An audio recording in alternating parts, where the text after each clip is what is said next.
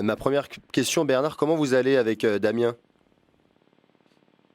Et ben, on va beaucoup mieux. On est encore un peu, pas sous le choc, je dirais, mais un peu, ça a vraiment passé très près d'un drame, quoi. Et voilà, donc le premier jour du reste de notre vie, quoi.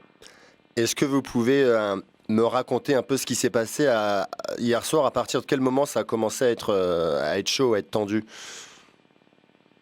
Bah là, on venait avec enfin, en bordure de cette dépression qui a touché la Bretagne, là, donc il y avait pas mal de vent, mais bon, c'était quand même assez maniable. Et comme on était en convoyage, donc on était plutôt avec le frein à main tiré, et le bateau, dans le creux d'une vague, il s'est cassé en deux.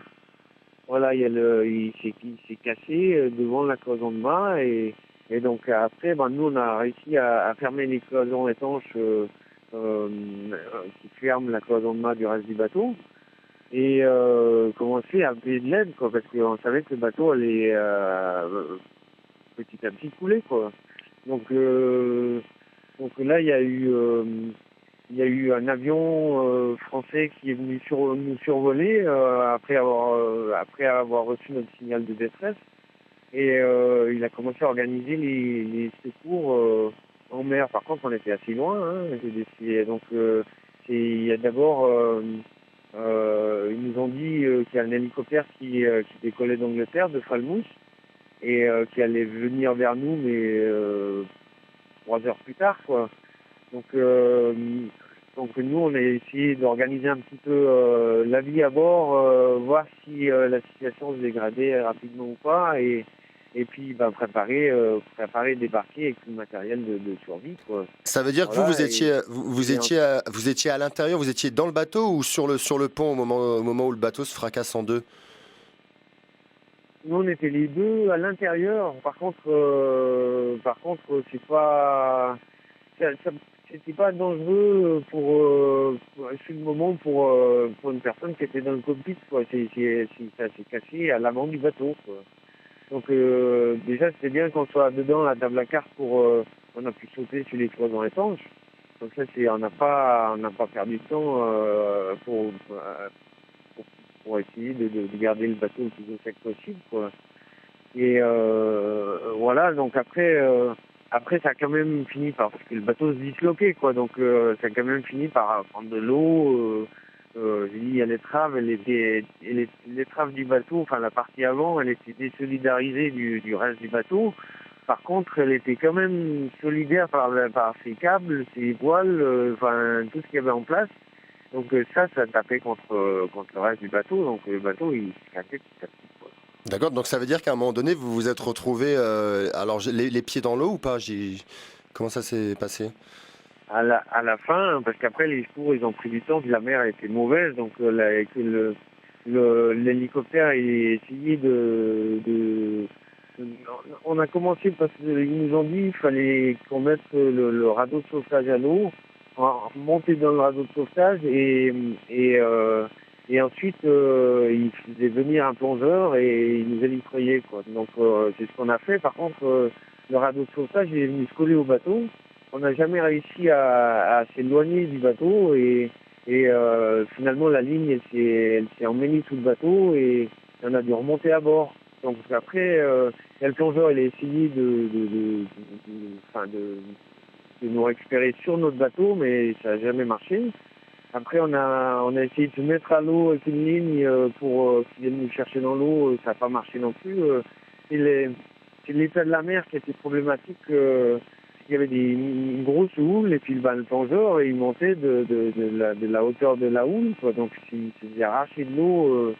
Donc du coup on s'est retrouvé sur notre bateau à essayer de trouver des solutions. Déjà on en avait perdu une quand même importante, c'était le radeau de sauvetage qu'on ne pouvait plus atteindre. Et et puis ben, on était dépendant enfin, des autres, quoi. Donc l'avion français, ils ont fait plusieurs passages pour essayer de nous lancer nous lancer des radeaux de sauvetage. Mais ça n'a pas marché parce qu'ils sont tous passés trop loin du bateau. Donc, trop loin, quand je dis trop loin, c'est 40 mètres, quoi. On s'est posé, on a même essayé, Damien et moi, chacun à notre tour, de nager attaché à un filin, mais on s'est rapidement rendu compte que c'était extrêmement dangereux et puis qu'on n'y arrivait pas, quoi. Donc, on les Ouais, a regardés passer. et puis l'eau devait être glacée quand même, Voilà. j'imagine. Ah bah l'eau était, ben ouais, c'est pas chaud, quoi. Et puis après, après pendant ce temps-là, l'avion, il avait quand même, dès le signal de détresse, essayé toutes les solutions. Donc il y avait un cargo qui s'est dérouté.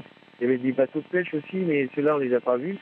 Mais le cargo, il a fini finalement par arriver sur notre zone, mais le bateau, il était déjà les trois quarts sous l'eau.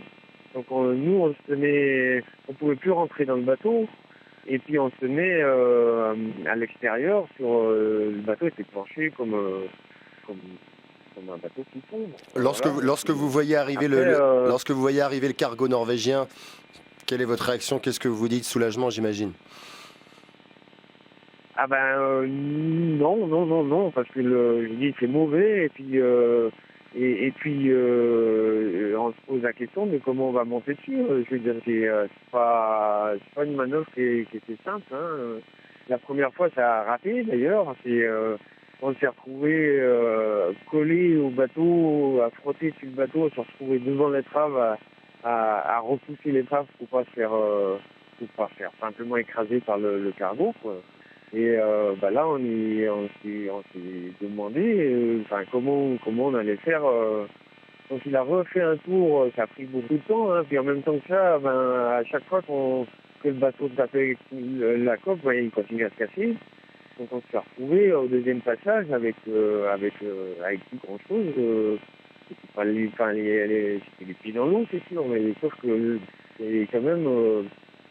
Je sais pas, c'était pas à la hauteur des vagues, mais c'était mouvementé, quoi. Comment ça s'est Donc, passé finalement pour ensuite, monter sur le bateau? On vous a lancé une corde, il y a des personnes qui sont venues vous récupérer. C'est une question un peu bête. Comment ça s'est passé techniquement? alors il y a une personne à bord du bateau qui avait un espèce de canon lance amarre, quoi. Voilà, qui lance un filin, quoi. Et lui, lui, il a bien visé parce que nous, on pouvait pas se déplacer sur le bateau, donc il fallait que le filin nous arrive dessus. Donc ça, c'était déjà une première bonne chose. On a réussi à récupérer le filin. Donc ça a servi à bloquer le bateau contre le cargo et contre le flanc du cargo. Et ensuite, après, ils nous ont descendu une corde, quoi, avec un anneau au bout, un anneau de corde, hein. Et on a commencé à aller le long du bateau. Donc le début quand on a quitté notre bateau, c'est extrêmement brutal parce que déjà il y avait beaucoup de vagues, beaucoup de houle, et puis on tapait dans tout ce qui était sur notre passage, quoi. Donc Damien, il n'a pas senti du tout, parce qu'il était accroché à moi, il n'a pas senti du tout la bonne finalité de ce système, donc il a lâché. Et on s'est retrouvés séparés, donc moi j'ai été le long de la coque, alors j'ai dû faire, je sais pas moi, 80 mètres le long de la coque, moitié du temps sous l'eau, moitié du temps pendu au bout du fil, quoi. Et tout ça pour finalement arriver vers un filet qui était pendu le long du bateau, quoi, sur lequel j'ai pu monter. D'accord. Par contre, moi j'ai regardé aussi où était Damien parce que c'était hors de question de se récupérer tout seul, quoi, parce que y a rien de pire qui puisse arriver, quoi. Donc Damien, il était on lui a une autre équipe sur le pont, on lui a lancé un bout comme ça, ils s'occupaient chacun de nous de manière séparée, quoi. C'est la plus grosse frayeur que vous ayez eue dans votre carrière? Ouais, je pense, oui. Ouais. Là, ça a vraiment. Si on n'avait pas de solution de rechange. Je veux dire, si la dernière tentative échouait, on n'avait pas de solution. On n'avait pas de solution. Alors après, je sais pas trop. Il y avait des solutions, c'était de flotter et de nager. Et on était encore repérable, mais déjà on ne peut plus communiquer. Et puis là, l'avenir, ça tombait sérieusement, quoi. Donc c'était une grosse frayeur. Je l'ai senti, alors je vous ai entendu sur une chaîne tout à l'heure, et j'ai senti que vous étiez un peu encore sous le choc, vous avez vraiment eu très peur. Ouais. En plus, je veux dire, ça finit avec des petits bobos, mais juste se faire récupérer, on aurait pu se casser en deux, quoi. Je veux dire, c'est nous, autant Damien que moi, je veux dire, c'est son sort avec des égratignures, donc c'est miraculeux. Une dernière question, le bateau il est devenu quoi? Le bateau après nous on a été pris en charge par l'équipage philippin et ils nous ont parce que on avait froid quoi, déjà et puis on était fatigués et puis sûrement choqués quoi. Donc après nous on l'a pas vu mais je pense que mais là il menaçait de couler d'un moment à l'autre quoi. Je veux dire que nous on était juste sur un petit mètre carré qui restait à la surface quoi. Donc il a sûrement coulé. D'accord.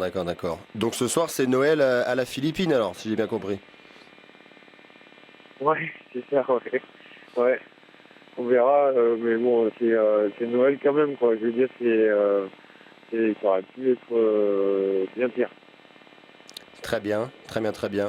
Je vous remercie beaucoup Bernam. Ah, toute dernière question, le bateau en fait vous l'emmeniez où là exactement? À Brest. Vous l'emmeniez à Brest, d'accord. À Brest, on rentrait de convoyage après la Jacques Vabre et nous on est basé à Brest avec Cheminée Toulousain, donc on rentrait chez nous, quoi. D'accord, très bien. Je vous remercie beaucoup. Merci beaucoup. Et puis, encore heureux que cette aventure se termine bien. Merci Bernard. Et puis, bon Noël à vous et à Damien. Merci beaucoup. Merci. Au revoir, merci. Pareil, au revoir.